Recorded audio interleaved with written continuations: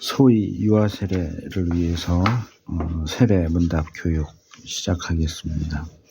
21페이지 보시면 제2편 세례 입교 문답 이렇게 되어 있는데 전체 11장으로 되어 있어요. 그래서 1장하고 11장은 뭐 간단한 부분이라서 세례 또는 입교 문답자의 자격에 대한 기본적인 내용, 그리고 11장은 꼭 암송하고 믿고 지켜야 할 내용, 그래서 주기도문, 사도신경, 십계명 그 내용들인데 그 내용은 개인적으로 외우면 되는 거니까 이제 2장부터 10장까지 내용을 해야 되는데 우리가 시간 관계상 한 2번에 나눠서 할 건데 지금 생각에는 오늘은 2장부터 한 6장까지 하면 좋겠다 생각이 드는데 시간이 어떻게 갈지 몰라서 일단 할 수 있는 데까지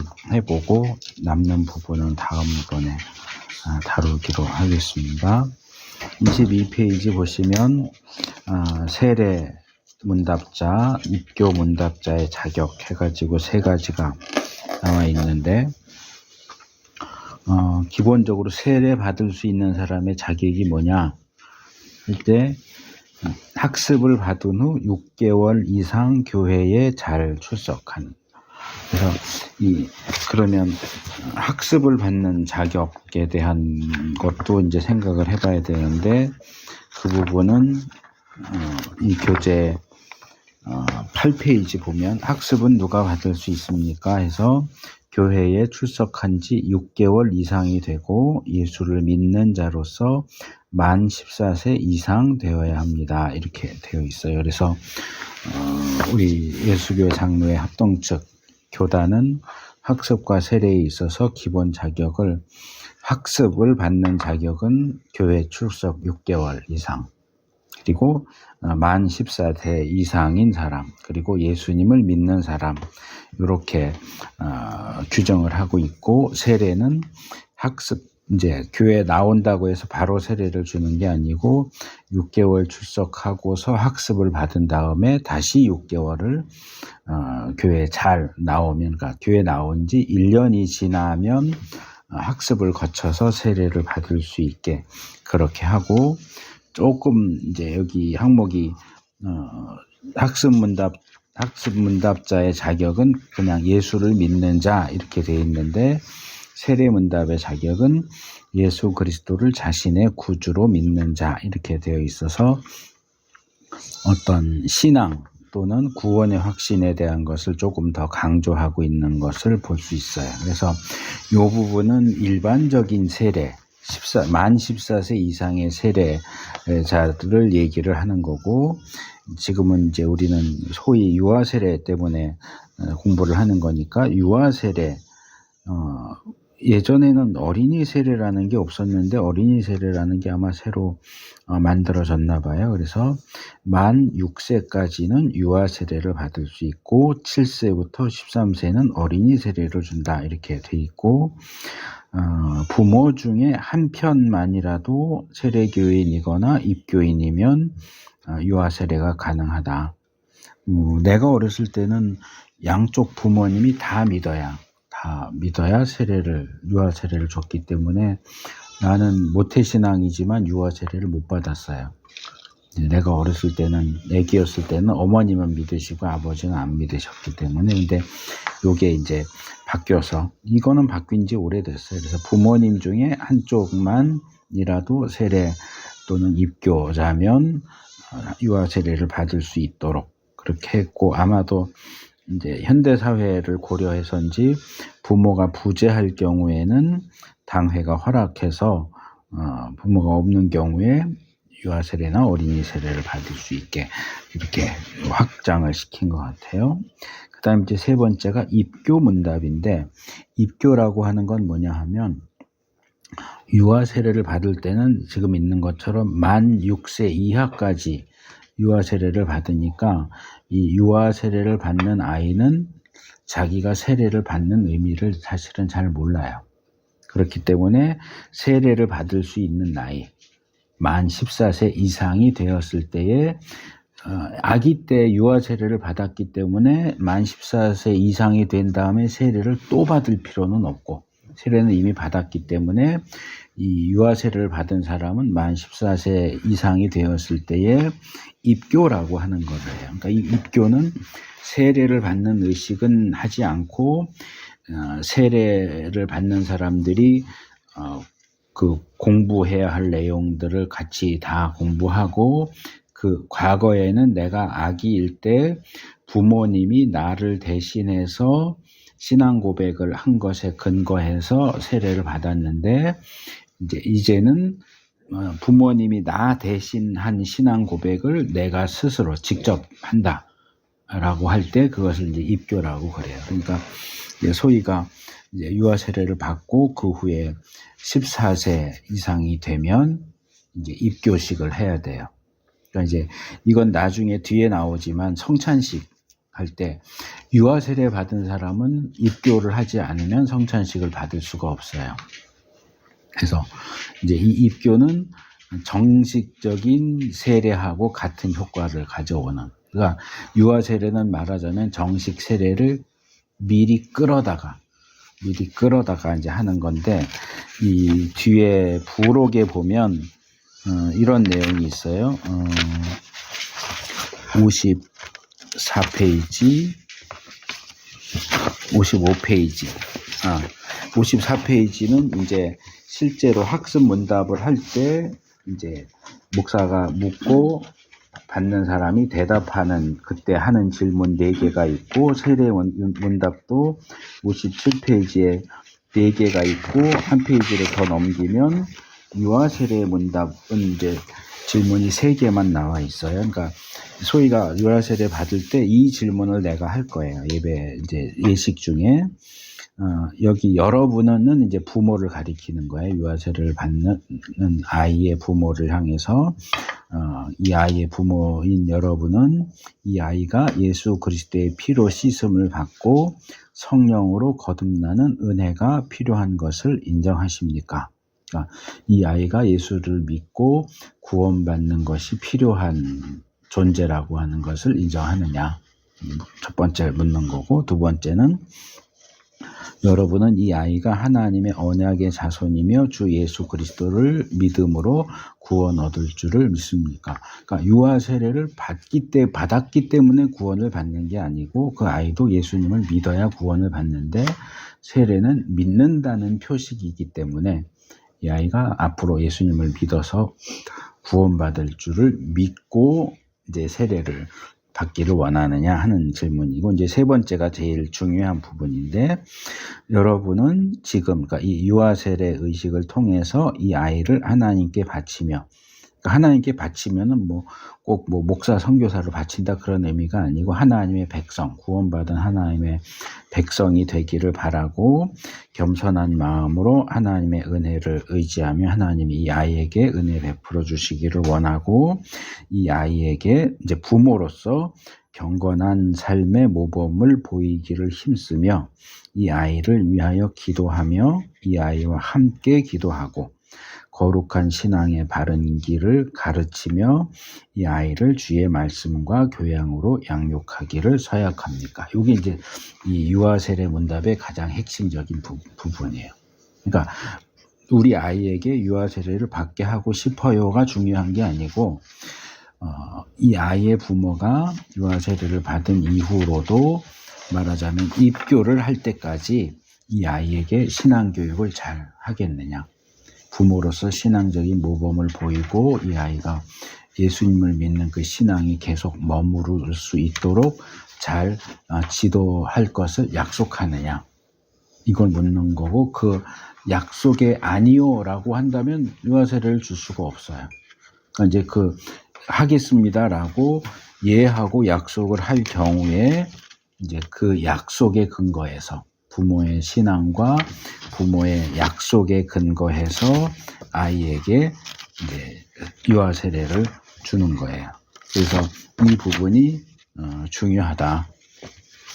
그래서 유아 세례에 있어서 부모의 신앙, 부모가 목사 앞에서, 교회 앞에서, 하나님 앞에서 이 아이를 신앙적으로 양육하겠다고 하는 그 약속을 하는 게 사실은 제일 중요한 부분이기 때문에 이제 그 부분을 꼭 이해하고 기억할 필요가 있고, 그래서 이제 2장부터 나오는 내용은 뭐냐 하면 우리 예수 믿는 사람이 기본적으로 알아야 할 기독교 신앙의 뼈대, 아주 간추리고 간추린 뼈대 같은 내용으로서 이제 부모도 기독교인으로서 알고 있어야 하는 내용이고, 그리고 부모가 자녀에게 가르쳐야 하는 내용이에요.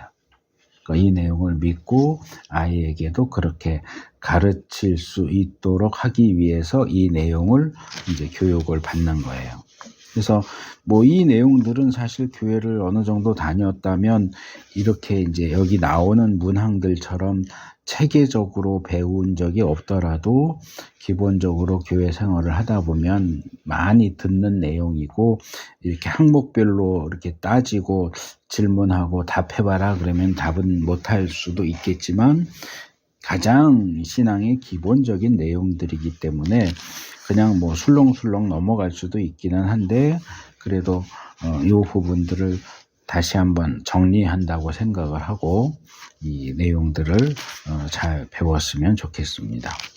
그냥 일단은 여기 책에 있는 대로 할 건데 제가 질문을 할 거고, 여러분은 이제 한 문제씩 돌아가면서 여기 써 있는 대로 이제 읽으면서 답을 하면 되는데, 우리가 이제 원래는 시간이 많으면 여기 있는 답과 관련해서 자기가 이 문제, 뭐 예를 들어서 이 4번 문제가 우리는 어떻게 하나님을 알 수 있습니까? 이게 질문이란 말이에요. 그러면 여기 그냥 써 있는 대로 하나님이 창조하신 자연과 하나님의 말씀인 성경으로 알 수 있습니다. 이렇게 답하면 되긴 하는데 그게 내 답이어야지 그냥 여기 써 있으니까 읽는 걸로 끝이면 안 되고, 그게 정말 내가 그렇게 생각을 하고 있고 내가 그렇게 믿고 있다 하는 의미에서 이제 이 내용을 이제 말하자면 여기 있는 건 정답이에요.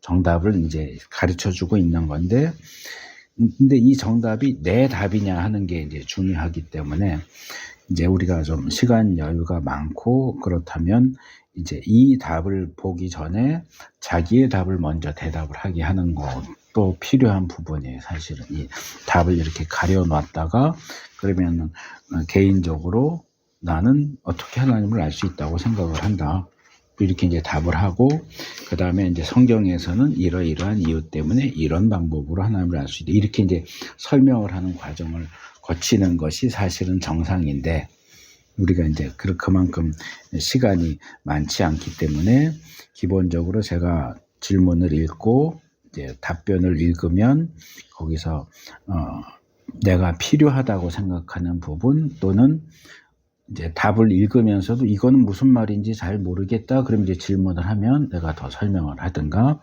뭐 설명이 더 필요 없는 건 없으면 그냥 그 다음 문제로 넘어가도 되고요. 그런 식으로 진행을 하도록 하겠습니다. 자, 그러면 4번 문제. 우리는 어떻게 하나님을 알 수 있습니까? 좋다. 네, 그래요. 하나님이 창조하신 자연과 하나님의 말씀인 성경으로 알 수 있습니다. 자, 이 답변을 이해하겠어요? 무슨 얘기인지? 이거 디모데후서 찾아봐야 돼. 원래는 이제 여기 나오는 성경 구절도 다 찾아서 이렇게 그 구절이 얘기하는 내용도 다 봐야 하는데, 이제 그러려면 그래서 원래 이제 이런 세례 교육, 학습 교육 하는데 시간이 많이 걸려요. 몇 개월씩 걸려서 이렇게 하는 건데 우리는 좀 빨리 하려고 하니까. 자, 하나님을 알 수 있는 방법이 두 가지로 여기 제시됐어요. 첫째는 자연. 그러니까 하나님이 창조하신 자연을 보면 이러면 이제 또 뭐 진화론, 창조론 막 이렇게 복잡하게 들어갔는데 어쨌든 하나님이 창조하신 자연, 뭐 그랜드 캐년이라든지 이런 보면서 이게 저절로 생기지는 않았을 거고 누군가가 만든 게 아닐까. 인체, 태어난 아기만 봐도 이게 과연 우연이 된 걸까? 하나님이 그렇게 정하셔서 그렇게 된 걸까? 근데 이제 자연을 통해서 하나님을 아는 건 여기 괄호 안에 있는 것처럼 일반 계시라고 그래요. 신학적으로. 일반 계시는 뭐냐면 누구나 보면 알 수 있는 건데 이게 누구나 보면 알 수 있는 거기 때문에 사실은 수준이 떨어져. 그러니까 어떤 신적인 존재가 만든 것 같아까지는 알 수 있지만 그 신적인 존재가 누구인지까지는 알 수가 없어요. 그러니까 그 신적인 존재가 누구냐라는 걸 알려주는 것이 특별계시. 디모데후서에 있는 게 성경이에요. 성경. 그 성경을 통해서 이 세상을 창조하신 분이 하나님이고 우리가 이해할 수 없는 이런저런 일들을 하시는 분이 신인데 그 신은 여호와 하나님. 구약과 신약이 얘기하는 여호와 하나님만이 유일한 신이고 세상 사람들이 믿는 다른 신들은 절대적인 의미에서 신이라고 볼 수 없다. 이런 내용들이 특별계시 성경을 통해서 알 수 있다 하는 거예요. 그래서 자연을 통해서도 하나님을 어렴풋이 희미하게 알 수 있지만 하나님을 정확하게 제대로 알려면 성경을 통해서 알아야 된다. 그래서 나 같은 경우는 뭐 목회를 하면서도 그렇고 성경을 굉장히 강조한단 말이에요. 왜냐하면 성경 이외의 것을 통해서는 하나님을 알 수가 없기 때문에. 그래서 우리가 늘 성경을 가까이 하고 자주 읽고 듣고 또 나 혼자 읽고 들어서는 잘 이해가 안 되니까 설교도 듣고 또 연구도 하고 이렇게 해서 하나님을 알아가려고 하는 노력을 늘 할 수 있어야 되는 거예요. 자, 두 번째, 5번 문제. 성경은 무엇입니까? 성령의 감동으로 기록된 하나님의 정확하고 오류가 없는 말씀입니다. 네. 자, 여기 두 가지 점이 중요한데 첫째는 성경은 성령의 감동으로 됐다. 감동이라고도 했고 또 다르게 하면 이제 영감이라고도 해요. 인스피레이션이라고 하는데 이제 영감 그러면은 사람들이 많이 오해를 해요. 성경은 하나님이 영감으로 됐다. 그러면은 뭐 예를 들어서 예술하는 사람들이 곡을 만들고 그림을 그리는 사람들이 가끔 나 영감이 떠올랐어. 그럴 때도 똑같은 표현을 영감이라고 쓰거든.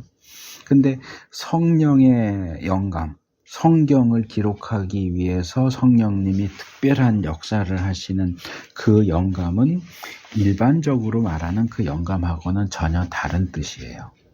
그러니까 여기 있는 것처럼 정확하고 오류가 없는 말씀으로 기록되도록 하기 위해서 성령님이 특별히 성경을 기록한 사람들, 뭐 마태복음이면 마태, 요한복음이면 요한, 그 성경을 기록한 저자들에게 성령님이 그들을 사로잡으시고 역사하셔서 연구는 연구대로 다 하고 또 생각도 하고 고민도 하고 하면서 글을 쓰지만 그들이 쓴 글에 오류가 없고 정확하게 기록이 되도록 특별한 어떤 힘을 쓰신 그 부분을 우리가 성령의 영감 이렇게 불러요. 그래서 그 성령의 영감은 성경이 기록되는 것과만 관련해서 성령님이 영감하신다, 감동하신다 이렇게 얘기하는 거고 그 외의 경우에는 성령의 영감은 없다고 봐요.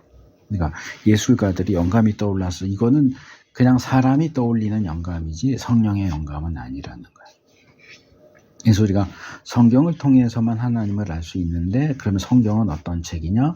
하나님께서 성령의 역사를 통해서 정확하고 오류가 없게 틀린 부분이 없도록 그렇게 잘 완벽하게 쓰여지도록 만든 책이 성경이다. 그 얘기를 하는 거예요. 그래서 우리가 성경에 대해서 이거는 무슨 뜻이지? 이거 진짜 맞나? 뭐 이런 생각을 하면서 성경을 읽을 수도 있지만 우리의 성경에 대한 기본적인 태도는 성경은 정확하고 오류가 없는 책이다. 이게 이제 우리가 기본적으로 가지고 있는 성경에 대한 생각이다. 기독교가 이야기하는 성경은 이런 책이다 하는 얘기를 하는 거예요. 내가 설명을 하고 넘어갔는데 혹시 이해가 아직도 안 되고 뭔가 더 궁금하다 그러면 질문을 해도 됩니다. 넘어갑니다. 6번 구약을 크게 나누면 어떻게 구분합니까? 율법서와 역사서, 시가서, 선지서. 네, 구약은 크게 우리 기독교에서는 4부분으로 나눠요. 율법서는 이제 다른 말로 모세오경, 모세가 쓴 5권의 책. 그래서 창세기부터 신명기까지. 그 다음에 이제 신명기 뒤에 여호수아부터 에스더까지를 이제 이스라엘의 역사를 기록했다. 그래서 역사서. 그 다음에 이제 역사서 뒤에 나오는 게 이제 욥기, 시편, 잠언, 전도서, 아가서까지 이제 시가서.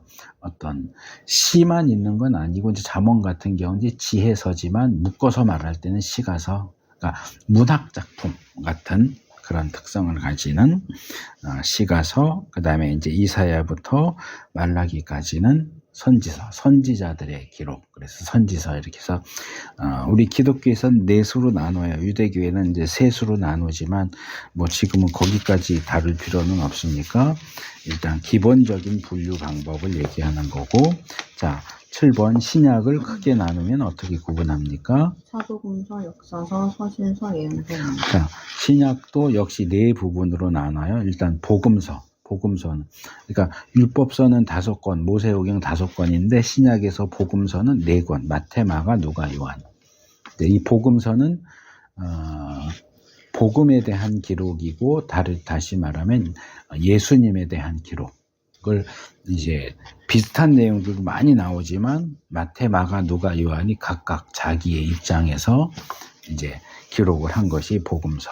그 다음에 역사서는 구약의 역사서는 많지만 신약의 역사서는 한 권이에요. 사도행전. 교회의 역사를 예수님 부활하신 이후에 교회가 어떻게 만들어졌고 어떻게 진행되어 왔는가를 기록하는 역사서는 사도행전 한 권. 그 다음에는 서신서, 편지들.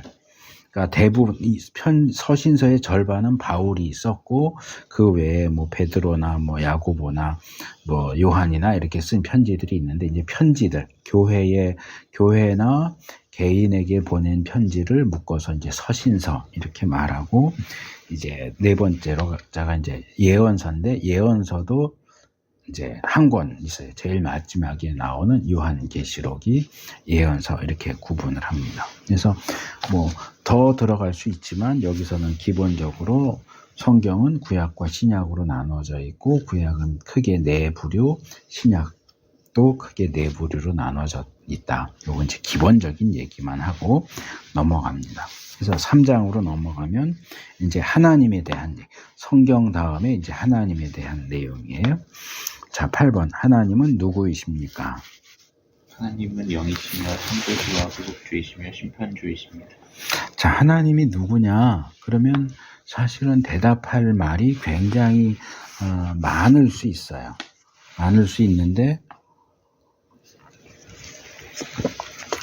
그 내용을 세세하게 다루기가 어려우니까 여기서는 4가지로 요약을 했어요. 첫째, 하나님은 영이시다.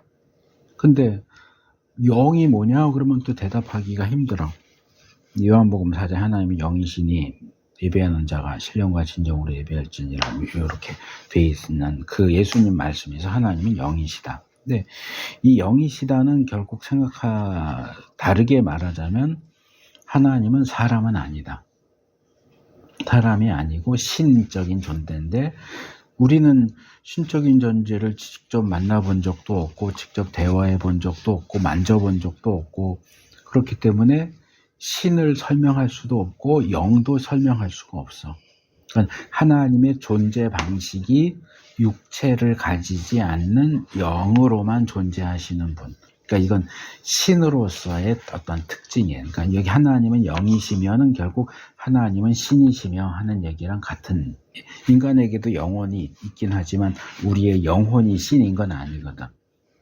그래서 이제 그런 의미로 이해하면 되고, 그 하나님의 어떤 역할을 다시 3가지로 얘기하는데, 이 세상을 창조하신 분, 우리를 구원하신 분, 그리고 마지막 때에 이 세상에 존재하는 모든 것들을 심판하실 분.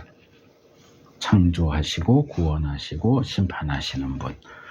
뭐 그 외에도 뭐 여러 가지 말할 수는 있죠. 근데 이제 이 학습 세례 문답이라고 하는 것은 가장 요약적인 내용을 다루다 보니까 이제 최대한 요약해서 말하기 때문에 요 정도 선에서 그냥 얘기를 하는 겁니다. 자, 9번. 하나님은 무엇을 창조하셨습니까? 천지와 만물을 그의 말씀으로 무엇으로부터 창조하셨습니다. 자, 여기서는 이제 세 가지. 창조의 대상, 천지와 만물. 이 세상에 있는 모든 것들이 하나님의 창조의 대상이고, 창조의 방법은 말씀으로. 그리고 어떤 창조의 방식 또는 형태는 무에서부터 창조했다. 그러니까 아무것도 없는 상태, 기존에 뭔가가 있는데 거기에 손을 댄 게 아니고 아무것도 없는 상태에서 말씀으로만 빛이 있어라. 빛이 생기고 땅, 물, 짐승, 사람 이렇게 하면 말씀으로 모든 것들을 창조하셨다. 이건 이 말씀으로 창조하셨다는 것은 말하자면 하나님만 가지고 계시는 신적인 능력을 얘기하는 거예요. 그러니까 하나님이 그만큼 능력 있는 존재다, 신적인 존재다 하는 것을 이야기를 하죠. 그때 이제 창조와 관련해서 몇 가지가 더 나오죠. 10번. 하나님은 사람을 지으신 후 무엇을 명하셨습니까? 땅을 채우고 땅과 모든 생물을 다스리라고 하셨습니다. 자, 하나님이 천지 만물을 다 창조하셨지만 하나님의 가장 주된 관심은 사람에게 있어요. 그럼 하나님은 사람을 창조하시고 사람이 어떤 존재로 어떻게 살아가기를 바라시느냐 하는 것이 이 창세기 1장 28절에 있는 이 첫 번째 명령에 나오는 거죠. 땅을 가득 채워라. 정복하고 그리고 땅과 이 세상의 모든 것들을 다스려라. 그러니까 이거는 인간은 이 세상에서 창조자이신 하나님을 대신하는 대리 통치자 같은 거예요. 대리 통치자로서 이 땅에서 하나님의 사랑과 하나님의 은혜를 실천하는 대리 통치자가 되어라 하는 의미에서 사람을 창조하셨고, 그렇기 때문에 사람은 하나님과 밀접한, 그러니까 이 하나님과 세상 중간에서 어떤 중개자 역할을 하면서 하나님의 대리자로서의 역할을 감당하는 것이 사람에게 주어진 가장 기본적인 사명이다. 그러니까 이 하나님과의 관계가 끊어진다면 사람의 존재 목적이 없어지는 거예요. 세상과의 관계 속에서 아무리 잘 살아도 하나님과의 관계가 끊어지면 말하자면 실이 끊어진 꼭두각시 같은 거예요. 그럼 조정이 안 되잖아요. 움직일 수도 없고. 그래서 하나님과의 관계 그리고 부수적으로 따라 나오는 하나님과의 관계 속에서 천지 만물을 다스리는 역할 하는 것도 역시 중요하다. 그러면 하나님이 11번 문제가 하나님은 만물을 어떻게 다스리십니까? 인데 이거는 결국 뭐예요? 하나님이 만물을 이렇게 다스리시니까 하나님의 대리자인 우리도 만물을 이렇게 다스려야 한다 하는 그 얘기예요. 자, 답은? 하나님의 선하신 뜻에 따라 그의 지혜와 권능으로 하십니다. 네. 이 세상을 향한 하나님의 기본적인 뜻은 선이에요. 하나님이 이거 괴롭혀야지, 죽여야지, 죽어가는 거 보면서 쾌락을 느끼고 이런 분이 아니고 하나님은 자신이 창조하신 모든 대상들에 대해서 항상 선한 마음을 가지시는 분이고 그들을 다스릴 때 지혜와 권능, 능력, 이 지혜 권능은 다르게 말하면 전지전능이지.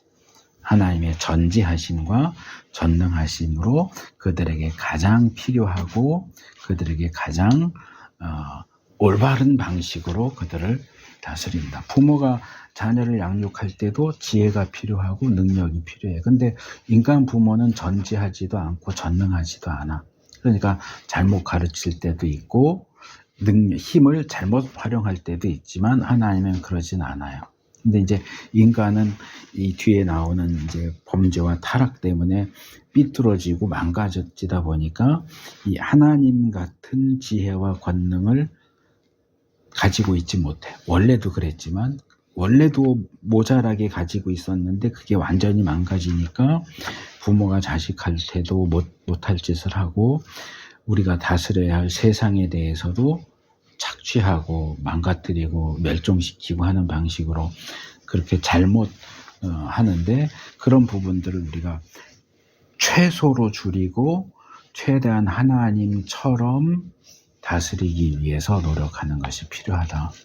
그러니까 이게 이제 일반적인 의미에서 무슨 환경보호라든지 국제적으로 하는 어린아이 도와주는 사역이라든지 이런 것들도 이거와 관련시켜서 이해할 수 있겠죠. 자, 12번. 하나님은 창세 전에 무엇을 예정하셨습니까? 예수 그리스도 안에서 우리를 택하시고 구원하기로 하셨습니다. 자, 이제 이거는 뒤에 따라 나오는 인간의 범죄와 구원과 관련된 내용인데, 여기 이제 질문에 보면 창세 전에. 그러니까 이것은 조금 전에 말한 하나님의 지혜, 전지하심과 관련돼 있어요. 그래서 하나님은 무로부터 창조했다고 그랬잖아요. 그러니까 창조 이전 상태면 무죠. 이 세상엔 아무것도, 하나님 외에는 아무것도 존재하지 않는 그 상태, 그 시점에서 하나님은 이미 내가 세상을 창조할 것이고, 창조한 세상이 어떻게 될 것이고, 그러면 내가 이렇게 해서 내 형상대로 만든 인간들을 구원해야 되겠다 라고 하는 것을 미리 결정하고 계획을 하고 계셨다. 그러니까 하나님이 인간을 타락시켜야지, 멸망시켜야지, 그 중에 몇은 구원해야지, 이렇게 했다는 게 아니고, 예를 들어서 이제 오늘 이 공부가 끝나면 이제 소희 할머니가 집에다 차를 가지고 태워다 줄 거 아니야. 그럼 나는 여기서 이제 공부 끝나면 민우하고 진아를 집사람이 차에 태워서 데려다 줄 거야 라고 알지. 근데 내가 그걸 알기 때문에 그렇게 하는 게 아니잖아. 알아서 내가 뭔가 강요해서 너희들 이 차 타고 가, 애들 태워서 보내주시오 이렇게 하는 게 아니고, 그건 아는 거고, 어떤 상황과 사건은 또 그것대로 흘러가는 거야. 그러면은 차를 타고 집에 가는 부분에 있어서 내가 뭔가 역할을 하거나 뭔가 압력을 넣거나 그렇게 하는 건 아니야. 그러니까 하나님이 세상을 창조하시고 인간이 어떤 사탄의 유혹에 따라서 범죄하고 이런 것들을 하나님이 미리 전지하신 분이니까 미리 알기는 하셨겠지만, 사탄한테 야, 너 가서 하와 유혹해. 하와한테 너 이제 뱀이 와서 얘기하면 그거 따라서 내가 먹지 말라고 한 선악과 따먹어.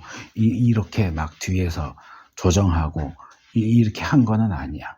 그런데 다 자기가 알아서 하는 건데, 하나님은 그 알아서 하고 그래서 벌어지는 상황을 미리 아시는 것이. 아시고 이런 상황이 벌어지면 내가 이렇게 해야 되겠다라고 이제 계획을 하셨다는 얘기인데, 그 계획의 가장 핵심은 뭐냐? 구원이야. 범죄하고 타락해서 지옥 갈 수밖에 없는 인간을 구원해야 되겠다. 근데 그 구원을 하는데 구원의 방법은 뭐냐? 예수 그리스도 안에서, 예수 그리스도를 통해서. 그래서 아까 그 자격에 대해서 할 때도 예수님을 구주로 믿는 자라고 했듯이 예수님을 믿어야만 구원받는다. 이게 하나님이 결정하고 작정하신 기본 방법이야. 그러니까 핸드폰이 있는데, 핸드폰이 꺼져 있는데 핸드폰을 켜려면 여기 스위치를 눌러야 켜져.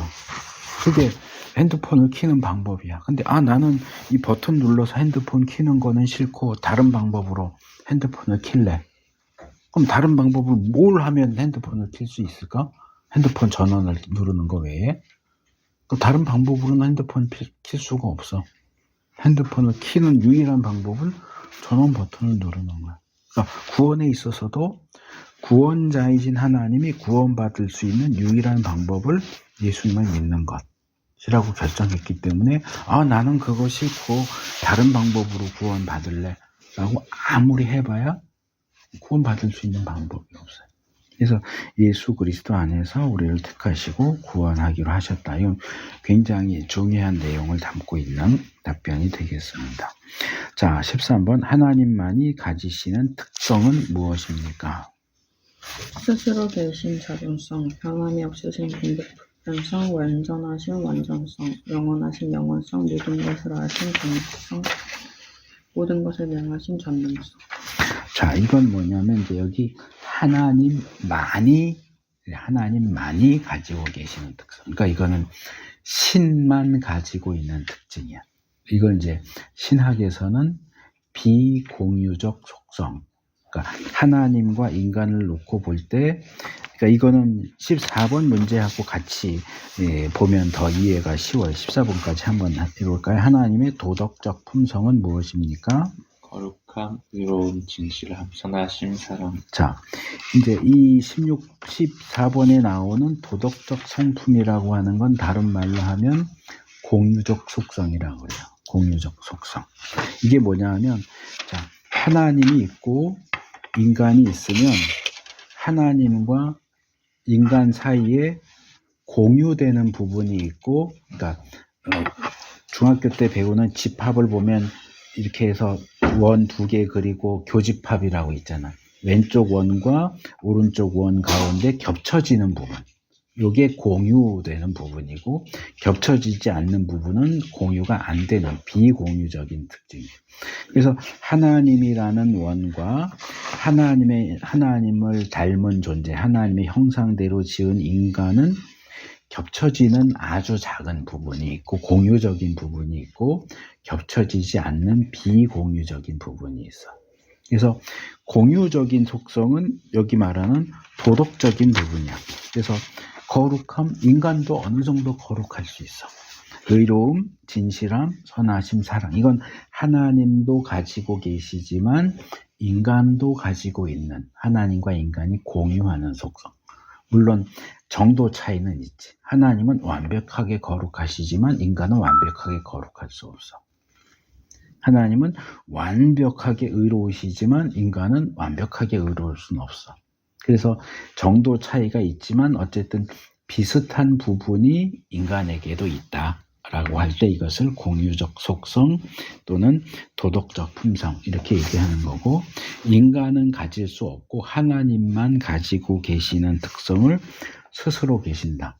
자존, 스스로 존재한다. 인간은 하나님이 만들어서 창조하셨기 때문에 존재하는데 하나님은 하나님을 만든 존재가 없어. 하나님은 스스로 존재하시고 절대로 변하지 않으시고, 야 내가 이거는 이렇게 하기로 2000년 전에 했는데 2000년 지나니까 마음에 안 들어. 이제 바꿀래. 이런 건 없어. 하나님은 한번 이게 예스면 끝까지 예스고 한번 노우면 끝까지 노우지, 예스와 노우가 뒤바뀌거나 뒤섞이거나 그러는 일은 없어. 그러니까 2000년에 너희들 예수 믿어야 구원시켜 줄 거야. 그랬다가 2000년 지나서 이제는 예수 안 믿고 부처 믿어야 구원해 줄게. 이렇게 바뀌는 것은 없어. 그리고 하나님은 완전하시다. 부족하거나 모자라는 부분이 없으신 분이고 하나님은 영원히 존재하시는 분이고 모든 것을 아시는 분, 전지, 모든 것을 하실 수 있는 분, 전능 하신 분이다. 여기 이제 하나님이 어떤 분이냐, 성경이 가르친 하나님이 어떤 분이냐를 이제 이 정도로 요약을 한 거고요.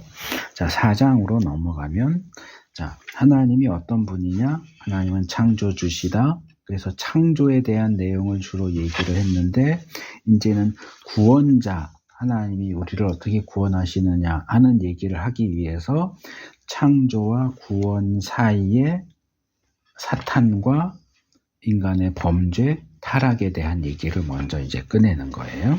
자, 15번. 최초의 사람 아담은 어떻게 범죄하게 되었습니까? 순종이나 불순종한 자유의지가 있었는데 뱀 사탄의 시험을 받아 하나님의 말씀을 불순종함으로 범죄했습니다. 자, 이게 이제 소위 말하는 원죄지, 원죄. 자, 인간에게 하나님이 자유의지를 주셨어.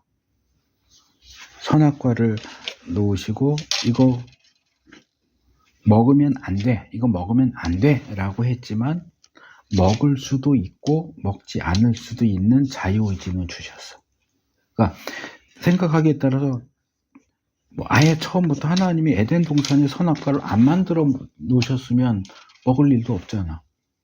그리고 선악과를 에덴 동산 중앙에 심었어도 인간에게 먹을 수 있는 능력을 아예 안 줬다면, 예를 들어 선악과에 접근하려고 그러면 뭐 예를 들어 1m 안으로 접근하면 뭐 전기가 찌직해서 더 이상 못 움직이게 한다. 그러면 먹고 싶어도 못 먹을 거 아니야. 근데 하나님은 그렇게 하지 않고 명령은 먹지 마 라고 하셨지만 먹을 수는 있는 의지를 주셨어. 자유의지를. 그건 이제 먹을 수도 있고 안 먹을 수도 있고 하나님의 말씀에 순종할 수도 있고 순종하지 않을 수도 있는 자유. 이건 사실은 굉장히 위험한 모험이지. 그러니까 부모가 자식을 가르칠 때도 자녀가 부모에게 순종하기를 바라지. 순종하기를 바라지만 자녀를 부모라고 해서 자녀를 강제로 어떻게 할 수는 없어. 물론 이제 강제로 어떻게 해보려고 하는 부모도 굉장히 많지만 그럼에도 불구하고 부모가 자녀를 마치 로봇처럼 버튼 누르면 그 동작을 할 수밖에 없도록 그렇게 만드는 건 불가능해. 아무리 사랑을 주고 아껴주고 이렇게 해도 크면 삐딱하게 하고 말 삐딱하게 하고 행동도 삐딱하게 하고 그럴 수 있어. 근데 그 만약에 부모가 자기가 할 수 있다면 그렇게 삐딱하게 될 수 있는 가능성을 아예 쳐버리고 싶겠지만 하나님은 그 가능성을 아예 없애버리지 않으시고 가능성을 남겨두셨어요. 선악과를 먹을 수도 있고 안 먹을 수도 있고. 그러니까 이 자유의지를 주시는 이유가 뭘까? 하나님을 선택하지 않을 수도 있지만 그 자유의지를 가지고 하나님을 선택하기를 바라셨기 때문에 하나님을 사랑하지 않을 수도 있지만 그 가능성 가운데서도 하나님을 사랑하는 선택을 하기를 원하셨기 때문에 인간에게 자유의지를 주셨는데 인간은 그 자유의지를 하나님이 원하시는 방향이 아니라 하나님이 원하시지 않는 방향으로 썼어. 그러니까 거기서 중요한 역할을 한 게 뱀이고 사탄이. 뱀과 사탄이 여기 시험을 받아 그런데 유혹을 한 거지. 먹으라고. 근데 내가 자주 말하지만 뱀이 와가지고 싫다는 하와 손 막 억지로 잡아 끌어다가 선악과 따게 하고 싫다는 걸 막 억지로 입에다가 쑤셔 넣어서 먹게 만든 게 아니야. 선악과를 따고 먹은 건 하와 자신이야. 유혹은 뱀이 했지만. 그러니까 그건 자유의지라는 거죠. 아무리 유혹을 해도 그래도 나 안 먹을래. 안 딸래. 그러면 되거든. 근데 그 자유의지를 자기가 하고 싶은 방향으로 해서 결국 그 방향은 하나님의 말씀을 불순종하는 방향이고 범죄하는 방향으로 사용을 해서 그게 이제 인간의 타락, 최초의 타락, 원죄로 넘어가게 됐다 하는 것입니다. 그래서 최초의 인간인 아담과 하와가 최초의 범죄를, 원죄를 저지른 이후의 상황을 놓고 이제 16번에서 아담의 범죄 이후 죄 없는 자가 얼마나 있습니까? 하나도 없습니까? 아담이 원죄 이후로 태어나는 모든 인간은 아예 태어나기를 죄인으로 태어나. 지금 소희를 보면은 죄가 하나도 없는 것처럼 보이지만 태어나기를 죄인으로 태어나. 모든 인간은 하나도 예외가 없이. 그 부분에서 우리는 이제 죄를 지으니까 죄인이지 라고 생각하는데 성경의 입장은 죄를 짓기 때문에 죄인인 게 아니고 죄인이기 때문에 죄를 짓는다라는 게 성경의 입장.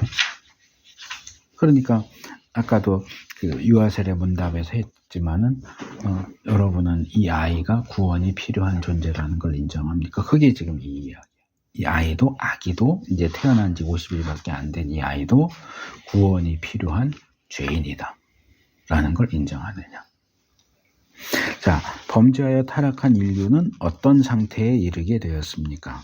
하나님을 떠나 비참한 죄인의 상태에 놓이게 되었고 하나님의 진노와 저주를 받아 죽음에 이르렀으며 전적으로 무능하고 부패하게 되었습니다. 자, 이것도 이제 신학적인 내용을 요약해가지고 설명할 부분이 굉장히 많지만 여기 이제 있는 내용들만 집중해서 말하자면 하나님의 말씀을 불순종했기 때문에 하나님의 말씀에 불순종한 건 결국 뭐냐?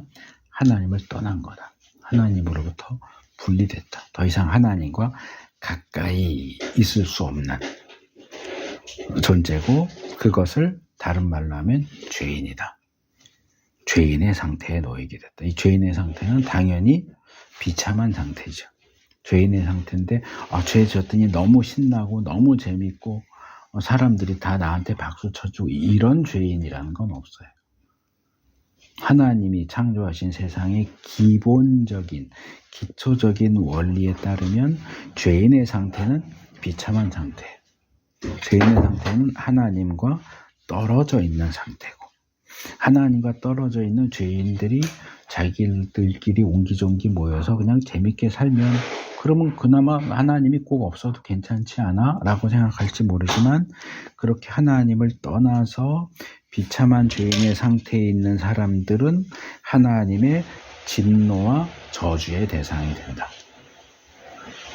하나님이 하나님께 불순종한 인간, 죄인이 된 인간을 그냥 니들끼리 알아서 살아 그리고 내버려 두는 게 아니고 그들에 대해서 화가 나시고 화를 내시고 그들을 형벌하고 저주하시는데 그 저주의 가장 첫 번째 현상이 뭐냐? 죽음이야. 죽음에 우리가 감기에 걸리면 열도 나고 기침도 하고 콧물도 나고 이렇게 하는 것처럼 죽음이라는 병에 걸리면 병도 걸리고 사고도 생기고 장애도 생기고 뭐 하던 일 망해서 고생도 하고 배도 고프고 졸리고 이런 현상들이 사실은 이 세상에서 우리가 발견할 수 있는 모든 힘들고 어려운 상황들은 결국 뭐냐? 죽음이라는 질병에서 파생되어 나오는 부수적인 현상이다. 그리고 이제 결국은 이 죽음은 지옥을 가는 것하고 연결되고 그 중간에 그렇게 죽음에 이른 인간의 상태는 어떠냐? 전적으로 무능력하고 전적으로 부패한 상태다. 이 전적으로 무능력하고 부패하다라고 하면 또 이렇게 생각을 할 수, 뭐 이것도 할 수 있고 저것도 할 수 있고 뭐 내가 원하는 거 다 할 수 있는데 왜 무능하다고 그래? 그러니까 여기서 전적으로 무능하다는 얘기는 하나님이 원하시는 일을 하는 것이 불가능해졌다. 그러니까 죄 짓는 데는 유능한데 선을 행하는 데는 무능해. 남을 죽이는 데는 유능하지만 살리는 데는 무능해. 내 자신의 생명을 구원하는 데는 무능해. 구원과 관련해서는 전적으로 무능한 존재, 선을 행하는 데 있어서 전적으로 무능하고 부패한 존재가 이 타락한 인간의 상태다.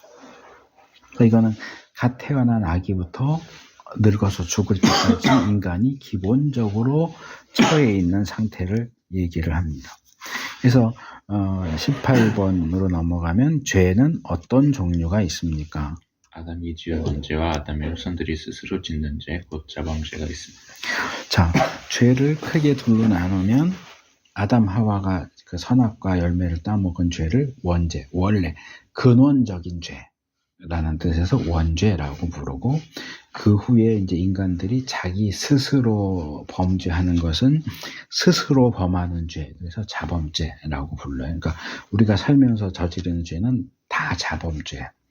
그러니까 원죄는 아담 하와가 지은 죄가 원죄. 원죄 이후에 행해지는 모든 죄는 자범죄. 그리고 이 자범죄는 여기는 안 나오지만 다시 둘로 나눠져요.